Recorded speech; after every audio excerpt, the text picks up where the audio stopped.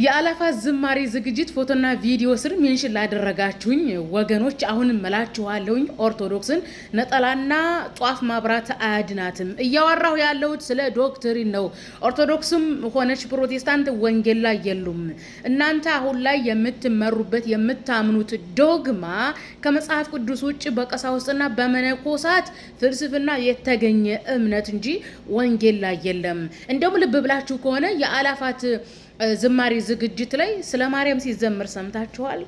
የለም፣ ስለ ኢየሱስ ነው የሚዘመረው። ምክንያቱም ኦርቶዶክስ ፕሮቴስታንትን በጣም እየፈራች ስለሆነ ፕሮቴስታንት ቤት ውስጥ ኢየሱስ ኢየሱስ ስለሚባል አይ ኦርቶዶክስ እኮ ማርያምን ታመልካለች፣ ማርያም ትላለች፣ ኢየሱስን ትታ እንዳይባሉ ልብ ብላችሁ ፎከስ አድርጋችሁ ከሆነ ስለ ኢየሱስ ነው የሚዘመረው። አዘለም አቀፈም ፕሮቴስታንት ስለ ኢየሱስ፣ ኦርቶዶክስ ስለ ማርያም ብትዘምሩ መዝሙራችሁ ተቀባይነት የለውም።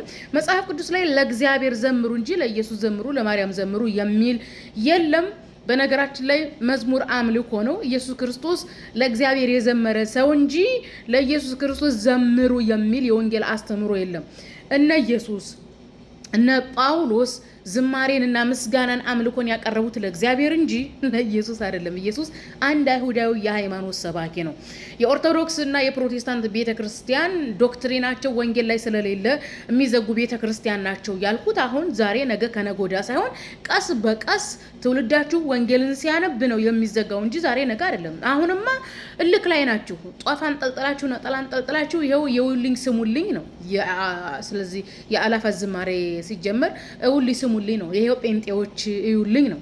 አዘለም አቀፈም ይሄን ይመስላል። ሸራ አድርግላቸው። ለኔ ሜሽን ላደረግልኝ ወገኖቻችን